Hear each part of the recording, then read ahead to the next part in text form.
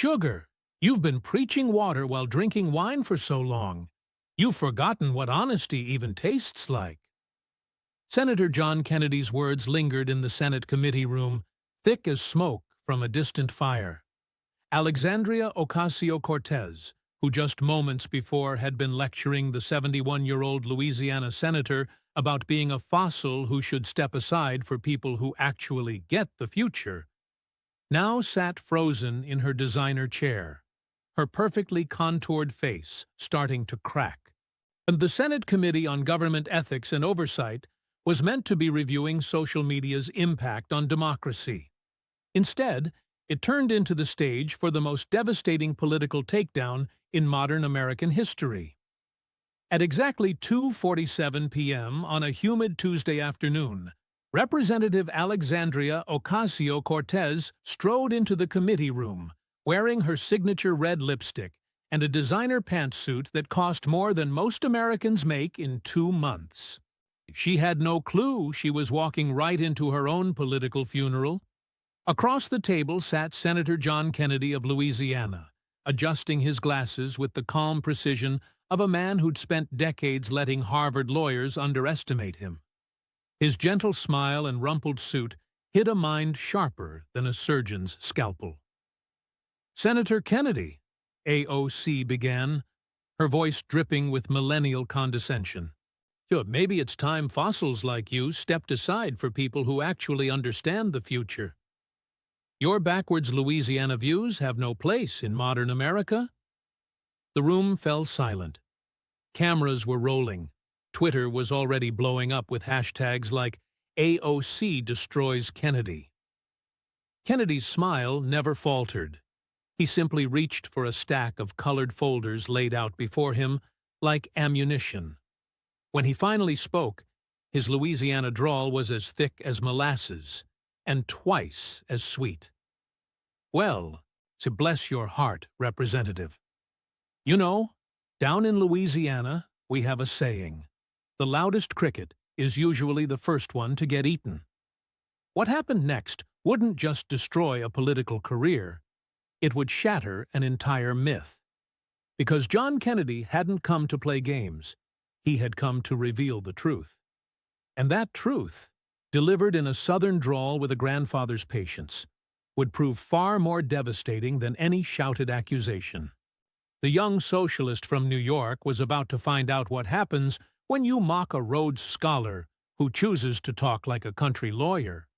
She was about to discover that sometimes the slowest draw hides the quickest wit, and that in politics, just like in alligator hunting, the one who stays the calmest usually wins. By the time this hearing was over, Champagne Socialist would be trending worldwide. AOC would be left hyperventilating on live television, and Senator Kennedy would deliver a single line that was going to echo through American politics for generations.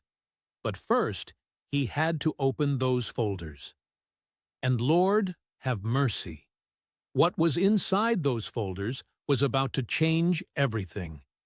Senator Kennedy leaned back in his chair with the easy confidence of a man who had waited 71 years for a moment just like this. His fingers drummed slowly on the red folder in front of him, a color choice that would turn out to be ironically appropriate.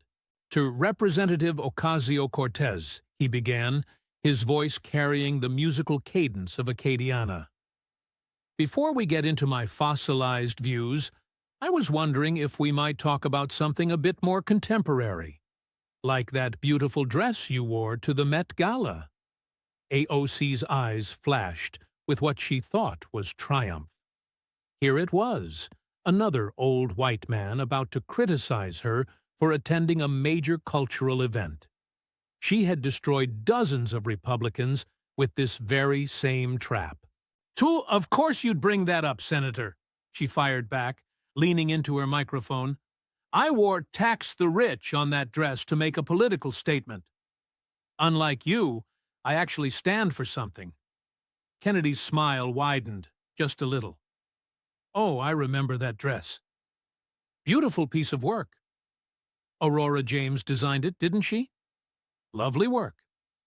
Yes, and, well, I'm just a simple country lawyer, but I did a little bit of research. Kennedy opened the red folder with a deliberate, theatrical slowness.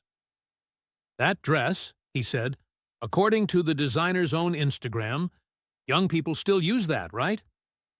That dress was valued at $35,000. The room began to stir.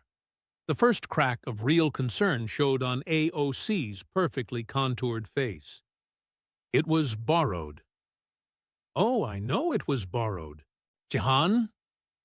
Just like that $30,000 ticket to the event was borrowed. Just like that limousine was borrowed. Just like those $995 Yves Saint Laurent shoes were also borrowed. Kennedy's drawl seemed to get thicker with each and every word. Seems like you do an awful lot of borrowing from rich folks for someone who wants to tax them right out of existence. He then pulled out a photograph of AOC at the Met Gala after-party, on a champagne glass in her hand, laughing with a group of tech billionaires. Now this is my favorite part, Kennedy went on. You see that gentleman you're hugging right there? That's Michael Bloomberg. Net worth, $82 billion. And that lady on your left, that's Laurene Powell Jobs. Net worth, $21 billion. That guy buying you champagne is a hedge fund manager who made his fortune by shorting the mortgages of working-class people. AOC's throat tightened as she swallowed hard. Those conversations were about... Oh, I know exactly what they were about. Kennedy then produced a document. This is a donation record from your campaign. 3 days after the Met Gala, a mysterious donation started flowing in. $50,000 from an LLC registered in Delaware. $75,000 from a foundation that traces back to, well, would you look at that? The same hedge fund manager from the party. Thus the clicking of camera shutters filled the otherwise silent room. On C-SPAN, viewers watched as AOC's confident smirk transformed into a look that resembled pure panic. But here's what really gets under my skin, Kennedy said, his voice taking on a sharper edge. While you were sipping champagne in a dress that cost more than a teacher's yearly salary, your district in Queens had the highest unemployment rate in New York. Did you know that, darling? He pulled out yet another document. Your Maria Santos, a single mother of 3 from your district, lost her job during COVID and applied for assistance. Do you know what your office told her? They said resources were limited, but somehow there were resources for a $35,000 dress to make a statement. AOC tried to interject. That's completely different. Is it? Kennedy's voice became soft, making it dangerously gentle. Because I have Ms. Santos waiting right outside. Would you like to explain to her how a borrowed dress is supposed to help her feed her kids? The committee room had fallen completely silent, broken only by the sound of AOC's noticeably quickened breathing. You know what we call it in Louisiana when someone preaches about helping the poor while they're partying with billionaires? Kennedy asked. We call it a Sunday service at a casino. There's a lot of praying, but the house always wins. He gently closed the red folder. That's just folder number 1, Representative. We've got 6 more to go. AOC's chief of staff was now frantically typing on her phone. Her communications director had gone pale.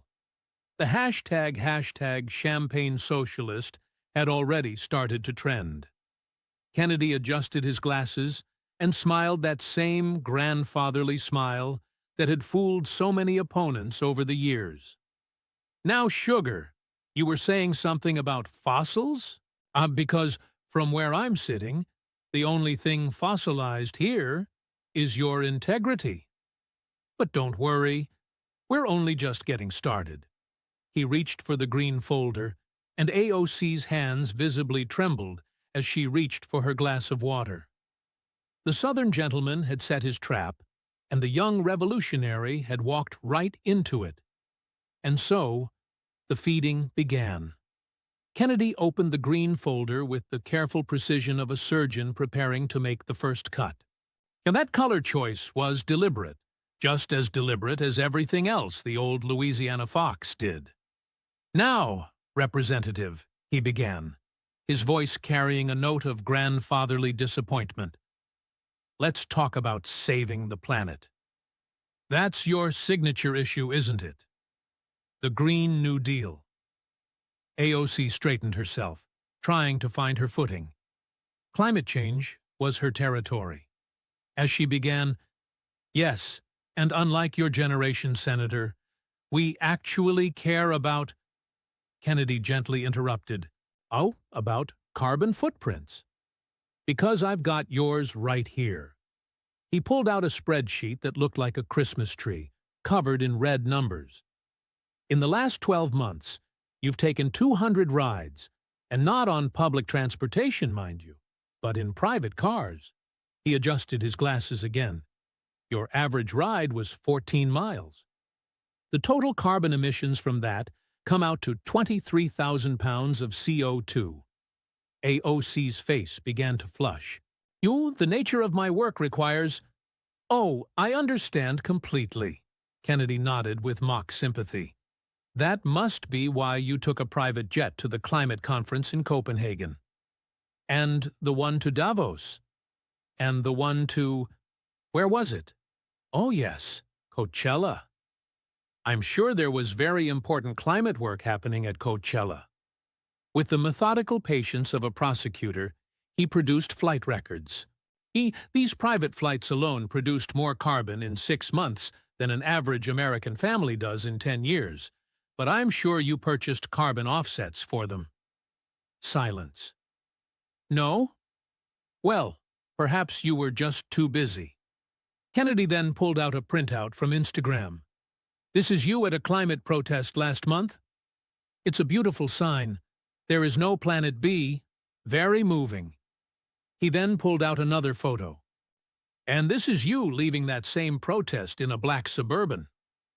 Not even a hybrid, mind you, but a full, gas-guzzling Suburban. Your assistant posted it by accident before deleting it. But as you know, the internet is forever." The committee room was now buzzing with activity. Reporters were live tweeting every single revelation. "But this one is my favorite," Kennedy continued, producing a video still. "This is from your documentary about climate change. Do you remember the scene where you're riding the subway to show how we all need to use public transport?" AOC nodded wearily. "Well, your camera crew, God bless them, they kept filming after the scene officially ended." He pressed play on a tablet.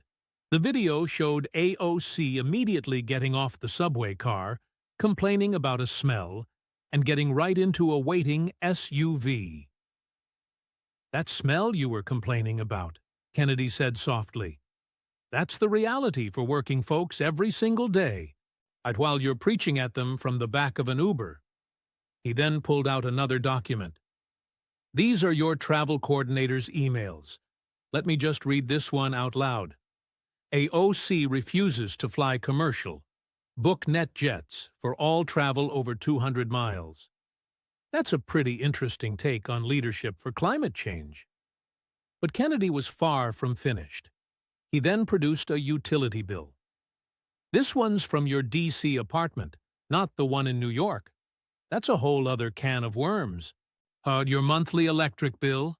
3,247 kilowatt-hours. The average for a unit that size is just $89. That's supposed to be private, but not when you're telling Americans to use candles instead of light bulbs. It just ain't." Kennedy's voice grew hard. "You've got a heated rooftop pool, Ms. Ocasio-Cortez, in December, while you're telling families to turn down their thermostats." He then pulled out a photograph that caused the entire room to gasp. "This is from the security footage at Whole Foods. or a $1,700 grocery bill, Wagyu beef, imported water from Fiji, out-of-season fruit flown in all the way from New Zealand. That's one heck of a carbon footprint for someone who tweets about eating sustainably. By now, AOC's hands were shaking. This is a complete violation of my privacy. Privacy? Kennedy let out a laugh as dry as August in Baton Rouge. You gave up that right when you started going on Instagram Live from your kitchen, telling people to go vegan while you had a freezer full of meat right behind you. He then pulled out a financial disclosure form. Now, let's talk about your investments. It says here you've got $174,000 in oil and gas stocks, Exxon, Chevron, BP, the whole Destroy the Planet portfolio. And apparently, those were automatic. Just as automatic as your opposition to nuclear power, the cleanest energy we have, or your automatic support for shutting down pipelines, which only forced that oil to be transported by truck, increasing emissions. Kennedy leaned forward in his seat. Do you know that your carbon footprint is 47 times higher than the average American's? You produce more carbon in a single month than a Louisiana fishing family does in 5 entire years. He pulled out one final item from the green folder, a petition. This is signed by 200 environmental activists, all from your own district. They're asking you to stop using their cause for photo ops while you're living like a Saudi prince. The killing blow was about to land. Kennedy's voice dropped, becoming barely more than a whisper. You know what the saddest part of all this is? There are young people out there who are genuinely trying to save the planet. They're taking the bus, growing their own food, and making real, actual sacrifices. And then there's you, preaching water while you drink wine, flying private while you tweet to the public, living like Marie Antoinette while you cosplay as Joan of Arc. He slowly closed the green folder. In Louisiana, we have a word for that sort of thing. We call it environmental blackface. You're wearing the cause like it's a costume, all while making a mockery of the people who actually believe in it. Green New Deal. The word grift was now trending worldwide. AOC's own environmental coalition was already releasing statements to distance themselves from her.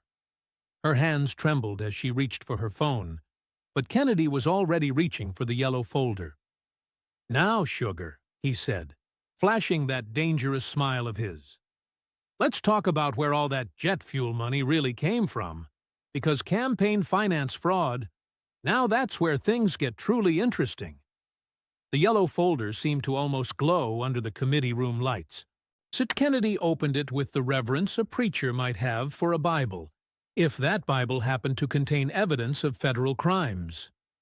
Representative Ocasio-Cortez, Kennedy began, his drawl stretching her name out into a long musical accusation. You've built quite the reputation for yourself as a champion of campaign finance reform, getting money out of politics, transparency, all that good stuff. AOC's jaw clenched. She could see the trap being laid, but she had absolutely no way to avoid it. So, you can imagine my surprise, Kennedy continued, producing a Federal Election Commission report, when I discovered you've been running what we in Louisiana like to call a political crawfish boil. Lots of shells, and you can't tell what's really inside until you crack 'em open. He laid the documents out like a card dealer revealing a winning hand. Let's start with your Chief of Staff's consulting firm, Brand New Congress, LLC. It's a clever name. You paid them $1.7 million from your campaign funds. Now, on the surface, that's perfectly legal. About as legal as a fox in a henhouse, maybe? Kennedy just smiled. You see, that money was then funneled to another company, which was also controlled by your chief of staff. then to another, and another after that, just like a shell game at a carnival. Except this carnival is Congress, and the shells are LLCs. He then pulled out a stack of bank records. Well, by the time we followed the money, and Lord, did it take some following, about $900,000 of it ended up in various personal accounts, including $27,000 that went directly to your live-in boyfriend for consulting services. A new wave of gasps rippled through the room. Now, I'm just a simple country lawyer, Kennedy continued. But where I come from, paying your boyfriend with campaign funds is a lot like tipping yourself at your own restaurant. See, it just isn't done. He produced even more documents. And here's where it gets spicier than a pot of jambalaya. Your campaign reported that you paid $15,000 for event catering. The caterer, however, says they only received $3,000. So where did the other $12,000 go? Kennedy then answered his own question. It went right into a Venmo account belonging to your assistant, who then sent it to you with the note, and I'm quoting here, "for the Gucci Fund." Now, I don't know much about fashion. But I'm pretty sure Gucci doesn't make campaign buttons. The color drained from AOC's face, going from red to white. Her chief of staff was frantically whispering to her lawyer. "But wait, there's more," Kennedy said, channeling his inner game show host. "Remember those small dollar donations you're so proud of? Those $27 contributions from everyday folks." He pulled out an analysis. Funny thing, when we traced the credit cards, about 40% of them don't exist. Fake names, fake addresses, but very real money. Money that we traced back to 3 union PACs who broke up large donations into small chunks. That's called smurfing. In the financial crime world, that's also called a felony. The evidence just kept on coming. See, here's $200,000 in community outreach that went to a company registered to your second cousin. The company's address is a vacant lot in the Bronx. It's hard to do community outreach from an empty lot, but I suppose anything's possible. Kennedy pulled out a photograph. This is you at a campaign strategy meeting in Miami. That's a funny location for a New York campaign. It's even funnier that it was during Art Basel. And that's a $4,000 a night hotel, paid for with campaign funds. We were meeting with donors at Club 11, even at 3 a.m. Kennedy produced receipts. $7,000 in bottle service. You charged to volunteer appreciation. Those must have been some mightily appreciated volunteers. But the nuclear bomb was still yet to come. Kennedy pulled out a sealed envelope marked Department of Justice. This arrived at my office yesterday.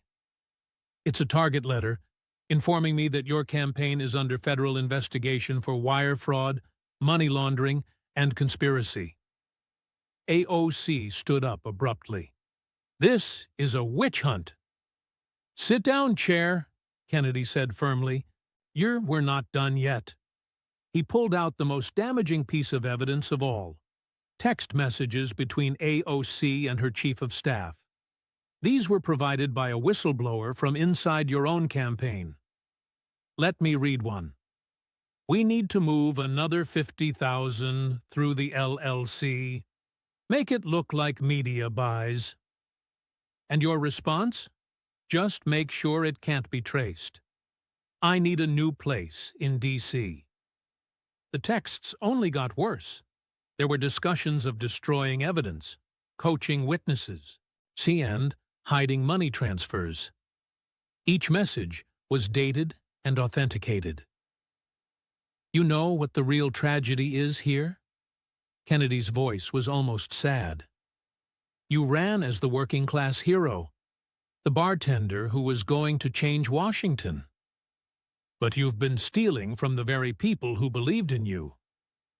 $5 donations from minimum wage workers have been funding your champagne lifestyle. He pulled out one last document. This is from Margot Williams, a retiree from your district. She donated $500 from her Social Security checks because she believed in you. That money went to pay for your boyfriend's PlayStation and your trip to Miami. How do you think Ms. Williams feels about that? The committee room was in total chaos. Hashtag AOC finance fraud was trending.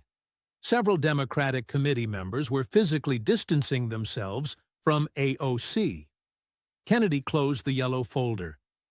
In Louisiana, we have a saying, a politician is like a catfish, bottom-feeding and full of mud. But at least a catfish is honest about what it is. AOC was now hyperventilating. Her carefully applied makeup was starting to run. The socialist superhero was melting under the southern sun of truth. 3 folders down, Kennedy said quietly, as he reached for the blue one. 4 to go. And sugar. Here we're just getting to the good parts. The blue folder landed on the desk with a thud that seemed to echo right through AOC's chest. Kennedy's weathered hands opened it slowly, revealing photographs that would haunt her political career forever. Now, Representative, Kennedy began, his voice taking on the tone of a disappointed grandfather. Let's talk about your abuela, your grandmother down in Puerto Rico. You remember her, right? AOC's face went completely rigid. And this was supposed to be sacred ground. Family was supposed to be off-limits. Oh, don't look at me like I just kicked your dog, Kennedy continued. You're the one who made her famous. You put her all over Twitter, Instagram, and Facebook, and made her a symbol of Puerto Rican suffering. He pulled out printed tweets, reading in his slow drawl, My abuela's house still has damage from Hurricane Maria, or Trump abandoned Puerto Rico. That tweet got 2.8 million likes. It made you a hero. Kennedy produced more photographs. This is your grandmother's house. The roof damage, the water stains, the mold. It's heartbreaking stuff. No one should have to live like that. AOC shifted uncomfortably in her seat. She knew something else was coming. So when Matt Walsh, not my favorite person, but hey, even a broken clock is right twice a day. When he raised $14,000 to fix your grandmother's house, do you know what you did? Silence. You refused it, sent it back, and said you didn't want charity. Kennedy's voice took on a harder edge. Your grandmother is living under a damaged roof, yet you turned down $100,000 simply because accepting it might have made you look bad. He then pulled out a stack of bank statements. But this is where it gets really interesting. After you posted about your grandmother, your campaign managed to raise $2.7 million for Puerto Rican relief. Do you want to know how much of that money actually made it to Puerto Rico? The silence that followed was excruciating. 0. Not a single peso. Not 1 penny. Kennedy started laying out the financial records. That money, he explained, it went to administrative costs, consulting fees, and so-called awareness campaigns. And you know what those awareness campaigns really are, don't you? That's you, flying first class to Puerto Rico for a few photo ops. The entire committee room was dead silent. Even the Democrats in the room looked visibly uncomfortable. But it gets even worse. Kennedy continued, pulling out a video tablet. This, he said, is from Univision in Puerto Rico. They conducted an interview with your grandmother. Then he pressed play. An elderly woman appeared on the screen, speaking in Spanish, with English subtitles below. I don't understand why Alexandria uses my problems for her politics. I specifically told her not to put pictures of my house on the internet. She never visits me, unless there are cameras around. AOC's hands flew up to cover her face. The reporter on screen then asks about the fundraising. Kennedy narrated what came next. Your grandmother says, and I quote, "What money? I haven't seen any of that money. My roof still leaks." He pulled out even more documents. Do you remember when Trump offered $13 billion in aid to Puerto Rico, and you led the charge to reject it? You said it came with too many strings attached. Well, it turns out those strings were accountability measures designed to prevent corruption. You know, at the exact kind of corruption where relief money just disappears into consulting fees. Kennedy then produced a letter. He announced, "This is from the mayor of Aguadilla, which is your grandmother's town." He writes that AOC used our suffering for her own political gain, all while blocking actual aid. She is not welcome here. But the most devastating piece of evidence was still yet to come. Kennedy pulled out a contract.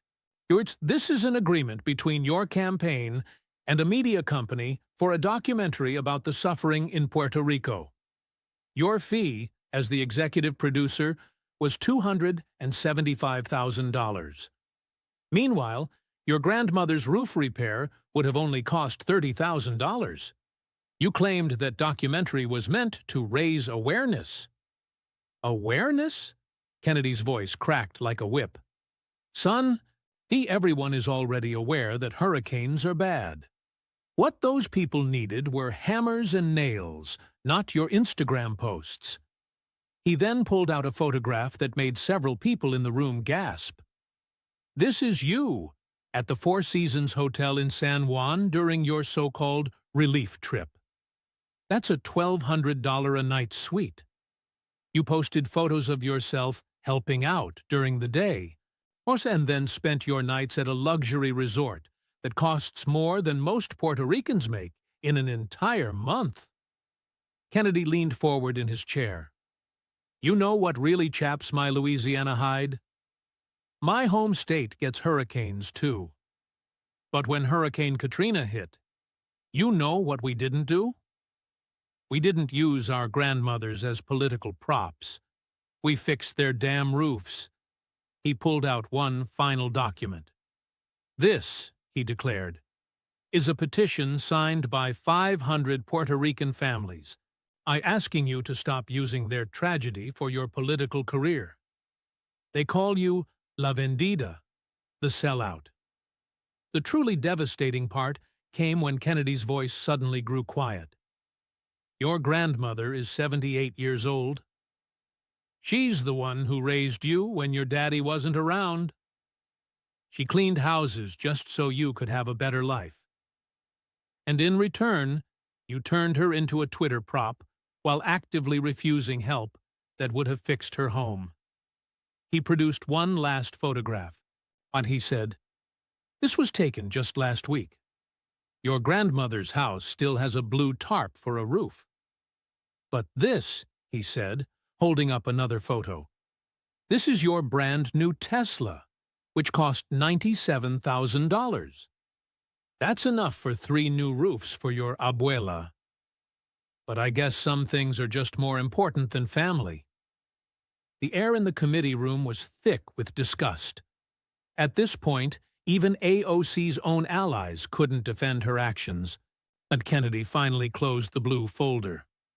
In Louisiana, we have a saying, you can judge a person by how they treat their own grandmother.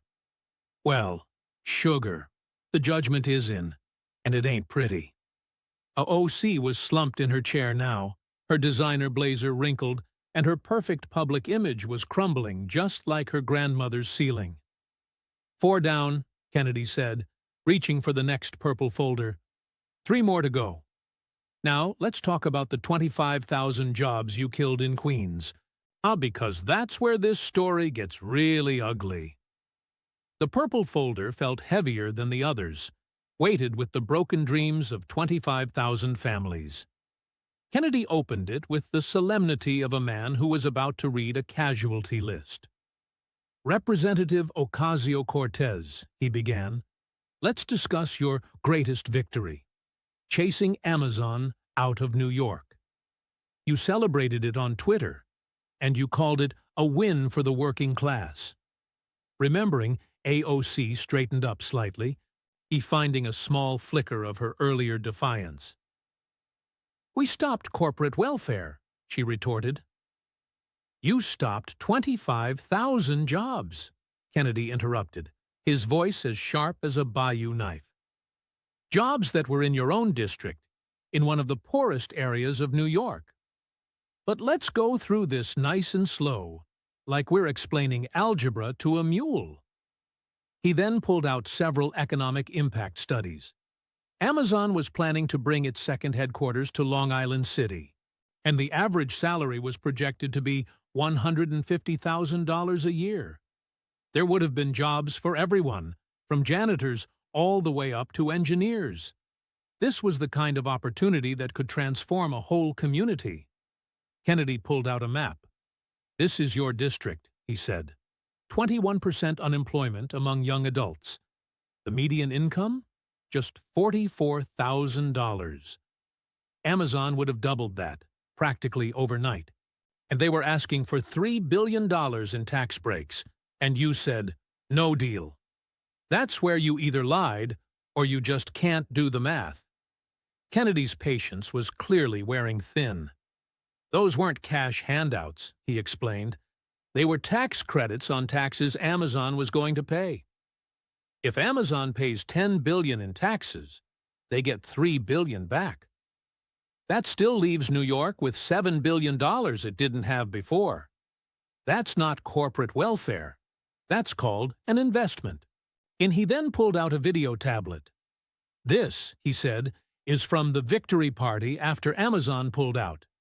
And that's you, popping champagne. While you were celebrating, let me show you what was actually happening in Queens." The video cut to a community center. A middle-aged Latino man was in tears. "My son just graduated with a computer science degree," he said. "This job would have changed our lives. Now, he's applying to work at Target." Then, another clip played. Saw a black woman in her 50s. "I've been cleaning offices for 30 years, she said. "Amazon would have needed hundreds of cleaners, paying $25 an hour, plus benefits. Now, I'm still stuck making $15 with no health care." Kennedy's voice grew heavy. "Those are your constituents. You chose champagne over their children's futures." But the evidence just kept getting more damning. Kennedy then produced a set of delivery logs. "It's an interesting thing. This Amazon boycott of yours. These are the delivery records to your D.C. office. 2,847 Amazon packages in the last year alone. Everything from office supplies to that $400 espresso machine." He then pulled out some credit card statements. "Your personal Amazon Prime account shows $78,000 in purchases since you defeated them. That includes the very device you used to tweet your victory message, so which you bought on Amazon." "That's different," she muttered. "About as different as a fox in a henhouse," Kennedy shot back. Kennedy produced even more documents. "Now, this one is really special. These are internal emails from Amazon, released during a lawsuit. They show that after you chased them out of New York, they built the exact same facility in Virginia. Same jobs, same everything. The only difference is, on those 25,000 jobs went to Virginia instead of your district." Next, he pulled out unemployment statistics. Long Island City now has the highest youth unemployment in all of New York. Local businesses that renovated, expecting all those Amazon customers? Bankrupt. That Puerto Rican family who invested their life savings in a food truck for the Amazon campus, they lost everything. Kennedy then produced a petition. This is signed by 15,000 Queens residents. I'm asking you to apologize and try to bring Amazon back. And your response? You blocked every single one of them on Twitter. But the worst part was yet to come. Kennedy pulled out letters from the unions. These are from the labor unions, your supposed base. Construction workers, electricians, plumbers, all of them furious because you cost them thousands of union jobs. The Teamsters alone would have had 2,000 new positions. He read from one letter. AOC claims to support workers. But she killed the best opportunity we've had in decades. She doesn't speak for us. She speaks for herself. Then Kennedy pulled out a photograph that silenced the entire room. This is Carlos Mendez, a single father, and your constituent. He was set to be a security supervisor at Amazon, which would have tripled his income. After you killed the deal, he couldn't afford his daughter's asthma medication. She's in the hospital now. AOC's face had turned a sickly gray. See, but here's the real kicker, Kennedy continued. While you were busy killing jobs for the working class, where do you think Jeff Bezos built his next facility? Arlington, Virginia. And you know who represents Arlington? Democrats, who actually understand economics. He then pulled out one final damning piece of evidence. This is an internal memo from your own staff, leaked by someone with a conscience. You wrote, "We need to kill this Amazon deal. It makes us look bad if capitalism actually helps workers. It's better they stay poor and keep voting for us than get rich and stop needing us." The committee room absolutely erupted. That memo was political suicide. Kennedy's voice was thick with disgust. You kept people poor on purpose. You denied them opportunity just to maintain your narrative. In Louisiana, we have a word for that. We call it evil. He closed the purple folder. You celebrated while families went hungry. You popped champagne while their dreams died. You tweeted about your victory while your own constituents were applying for food stamps.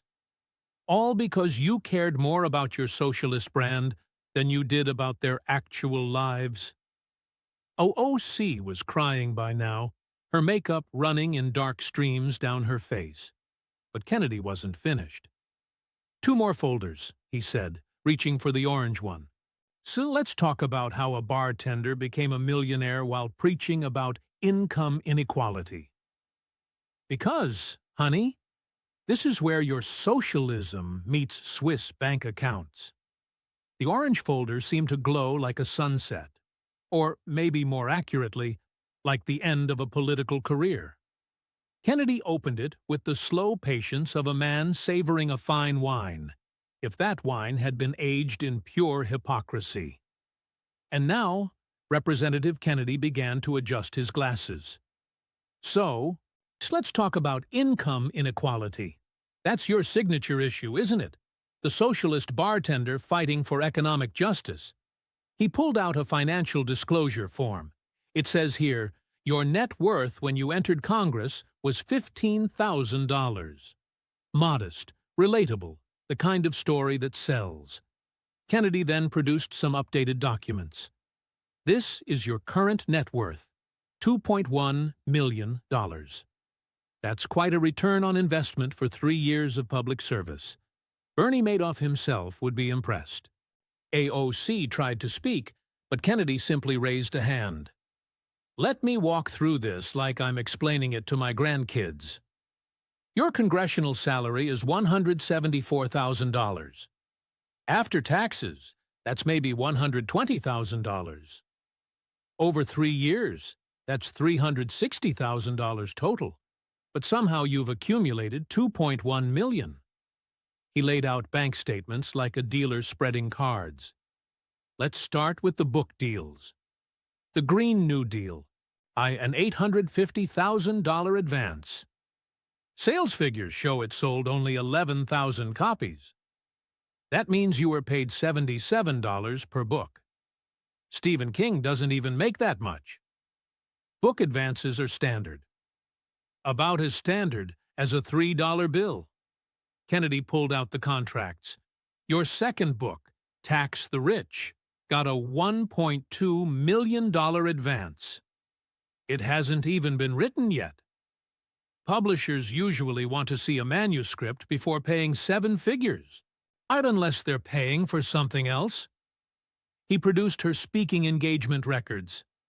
Harvard University, $125,000 for a 30-minute speech about income inequality. That's over $4,000 a minute to tell rich kids that being rich is bad. The irony is thicker than Louisiana humidity. Next, Kennedy pulled out property records. Now, this is interesting. You bought a $1.2 million apartment in D.C. and a cash purchase. No mortgage. Where does a bartender get $1.2 million in cash? More documents appeared on the table. Oh, here it is. A wire transfer from a consulting firm that traces back to, surprise, the same unions funneling money through your campaign. Seems like they're good at spreading the wealth around, just not to their members. But my favorite, Kennedy said with relish, is your investment portfolio. The woman who wants to tax the rich out of existence has $400,000 in the stock market. Not in sustainable green energy companies, not in worker cooperatives, but in Apple, Google, Microsoft, the same tech giants you rail against. He produced the trading records. You bought $50,000 in Amazon stock.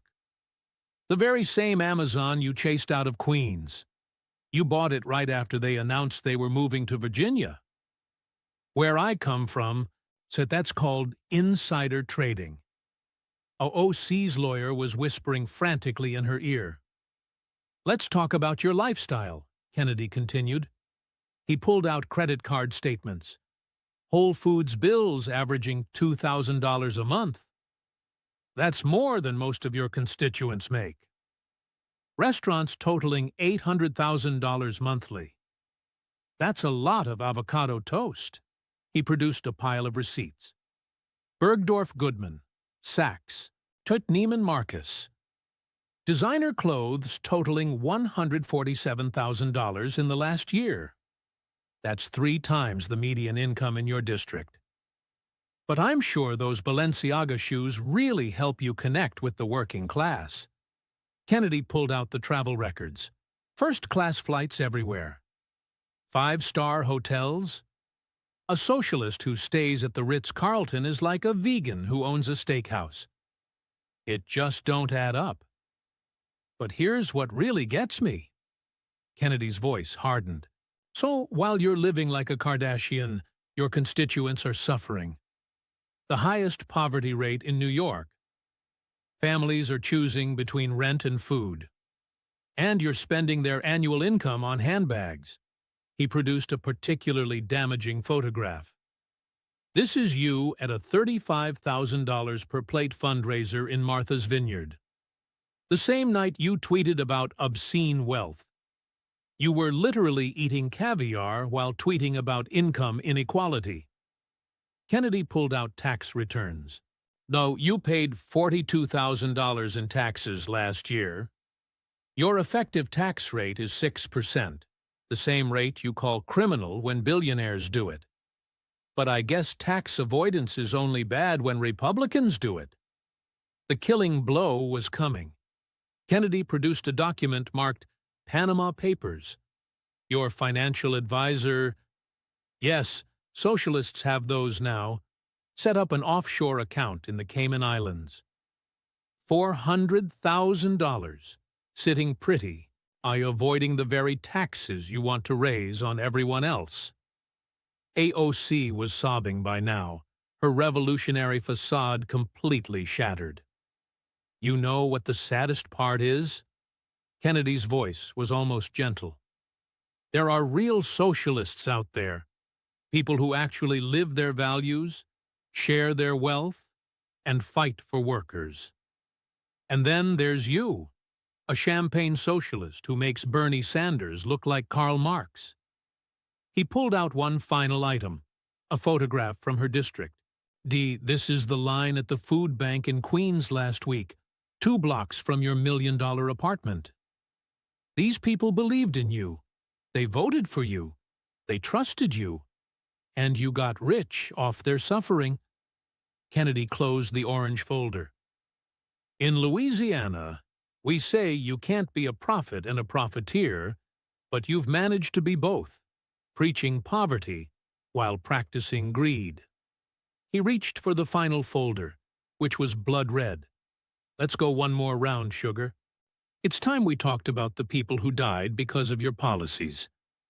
Because you see, this isn't just about money anymore. This is about the blood on your hands. A blood-red folder sat on the desk, looking like a silent accusation. Kennedy stared at it for a long moment before opening it, as if its heavy contents required a moment of prayer. Representative Ocasio-Cortez, he began, his voice now stripped of its folksy charm, carrying the gravity of a judge pronouncing a sentence.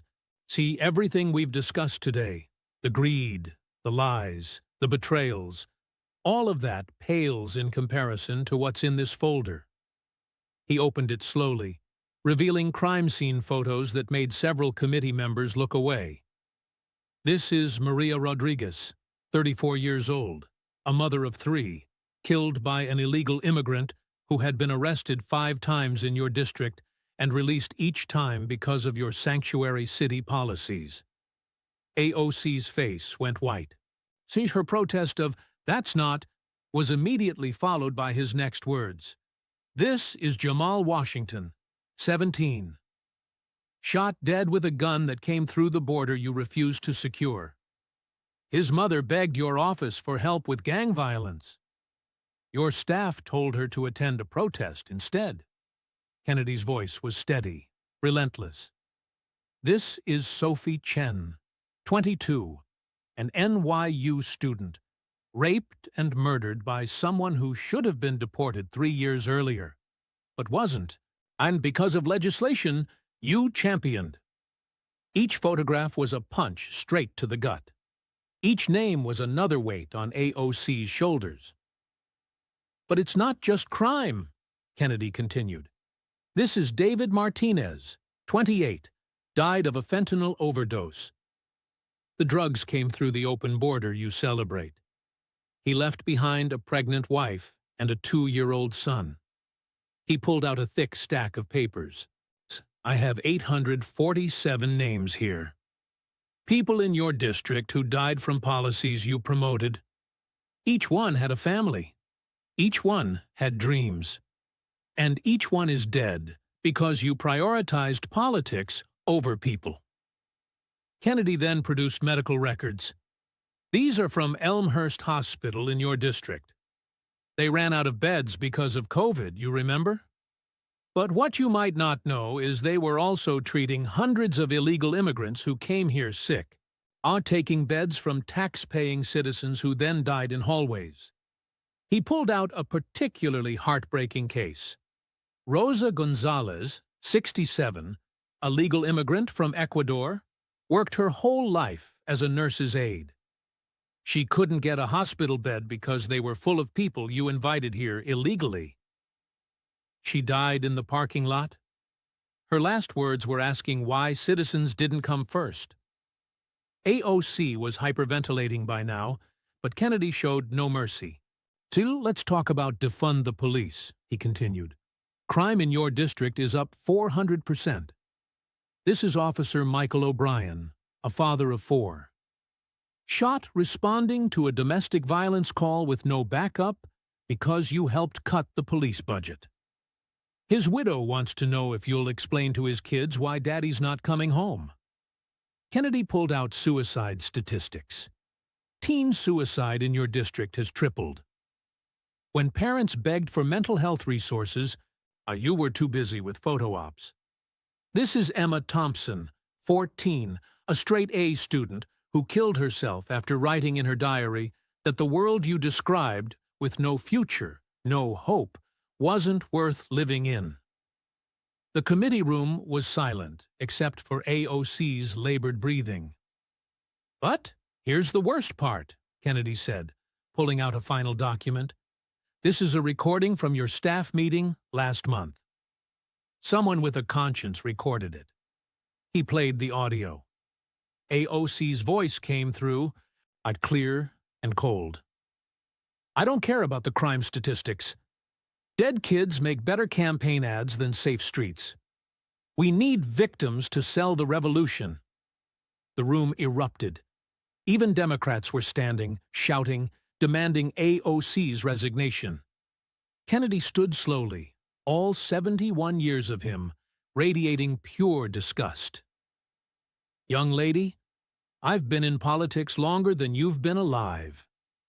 I've seen corruption, greed, and stupidity, but I've never seen evil quite like this.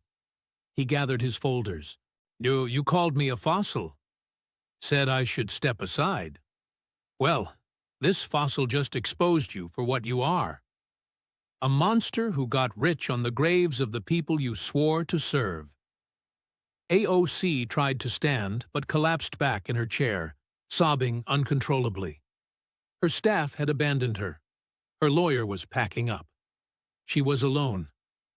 Kennedy delivered his final blow with the quiet devastation of a man who'd seen too much. Sugar.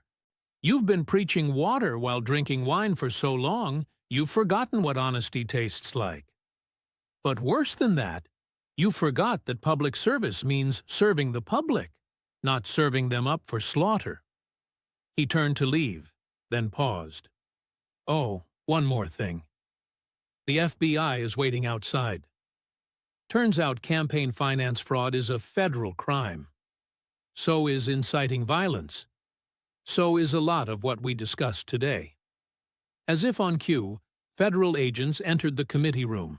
AOC's sobs turned to screams as they read her rights. Kennedy walked out slowly, each step measured. In the hallway, reporters swarmed him, but he waved them off. No comment. The evidence was undeniable. As he walked past the viewing gallery, a young woman reached out and grabbed his hand. Tears were streaming down her face. "Thank you," she whispered softly. "My brother." He was one of those 847 names. "Thank you for making her finally face what she did." Kennedy gently patted her hand in response. "Justice isn't always pretty, ma'am, but it is always necessary." In just a matter of minutes, the great unmasking was trending all over the world. The video of AOC's total breakdown, hyperventilating, makeup running down her face as she was read her rights, quickly became the most watched political clip in history. Over on CNN, a visibly shaken Anderson Cooper commented, "What we've just witnessed," he said, "is the absolute destruction of a political icon." The evidence that Senator Kennedy presented is simply overwhelming. Even MSNBC found it impossible to spin the story. Rachel Maddow actually opened her show in tears. "I believed in her," she admitted. "We all did. How could we have not seen this?" But the reaction from AOC's own district was what truly showed the impact. In Queens, the people didn't take to the streets to protest her arrest. They poured out to celebrate. Maria Santos, that single mother who couldn't get any help while AOC was off wearing designer dresses, stood outside the courthouse among hundreds of others. "She fooled us all," she said, "making us believe she was one of us, while she was getting rich off our pain." The Democratic Party immediately went into full-blown crisis mode. Chuck Schumer called for an emergency press conference. Representative Ocasio-Cortez will be expelled from the Democratic caucus, effective immediately. Her actions are the very antithesis of everything we claim to stand for. Her squad scattered to the winds. Ilhan Omar, Rashida Tlaib, and the others all released statements trying to distance themselves, but it was far too late.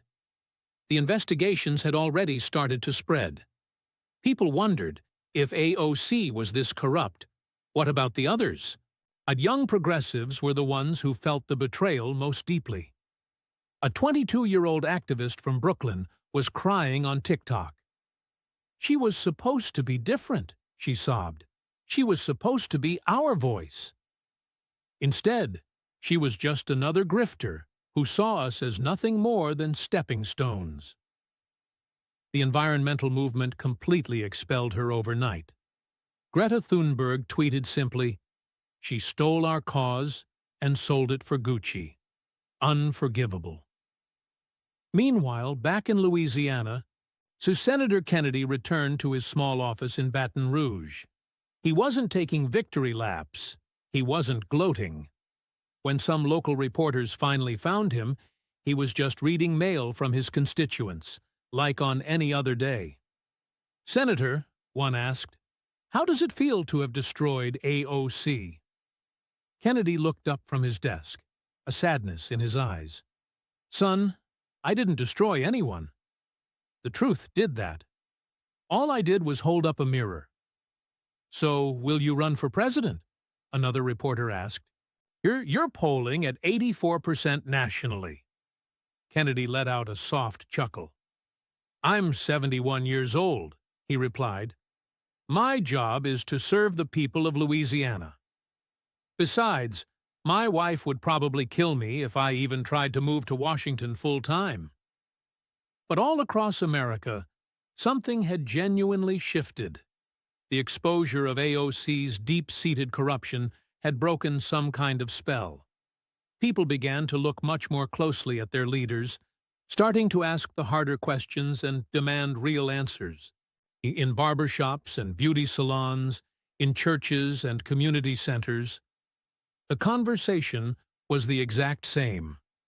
If she could fool us that completely, who else out there is lying? 3 weeks later, AOC was formally charged with 47 different federal crimes, ranging from wire fraud and money laundering all the way to conspiracy. Her trial was officially set for the following spring. Legal experts predicted that she would likely face 25 years to life in prison. Her team of expensive lawyers desperately tried to negotiate a plea deal, but prosecutors had over 200 hours of solid evidence, all thanks to Senator Kennedy's methodical preparation. There was simply nowhere left for her to run. Her apartment in D.C. was seized by the authorities. All the designer clothes were auctioned off, and the book deals were canceled. The woman who had first entered Congress with just $15,000 to her name would now leave it with nothing but a prison number. But the real legacy of all this was found in those 847 names that Kennedy had read aloud. Their families finally had the acknowledgement they deserved. Their loved ones' deaths hadn't just been cold statistics. They were preventable tragedies caused by unchecked political ambition. A foundation was even started in their memory, funded entirely by the seized assets from AOC's web of corruption. It would provide mental health services, addiction treatment, and crime victim support for the very communities she had so callously abandoned. From her jail cell, while awaiting trial, AOC agreed to give one single interview. Looking disheveled, with no makeup on, and wearing an orange jumpsuit instead of designer clothes, she was asked what she had learned from all this. "I lost myself," she said quietly. I started to believe my own lies. I really thought I was above the very people I claimed to serve." "Do you have any words for Senator Kennedy?" the interviewer asked. There was a long, heavy pause. "He did what I should have been doing all along. He told the truth." Meanwhile, Kennedy was back home in Louisiana, sitting on his porch and sipping some sweet tea. His wife came out and asked him if he regretted anything about the hearing. "No, dear," he said softly. "Just sometimes you just have to clean house, even when it gets ugly. Especially when it's ugly." As the sun began to set over the bayou, Kennedy's phone started to ring. It was President Trump. Hell of a job, John. We need more people like you up here in Washington. Thank you, Mr. President, Kennedy replied, but I think Washington probably needs fewer people, not more. Maybe that's the real lesson in all of this. He hung up the phone and went back to his tea. Tomorrow, he'd be right back in his office serving his constituents, reading their letters and helping solve their problems. The work of a real democracy, after all, never truly ends. At a food bank in Queens, AOC had ignored a new sign put up in memory of the 847, reading, "Never forget, never again." And in 1,000 small ways across a wounded yet healing nation, Americans remembered what their government was meant to be. Of the people, by the people, and for the people. Not for Instagram. Not for book deals, not for champagne socialists in designer clothes, but simply for the people. The Louisiana gentleman had given them that reminder, and they wouldn't forget it again. The truth doesn't need a filter. It doesn't need a brand. It doesn't need likes, shares, or viral moments. It just needs someone brave enough to speak it.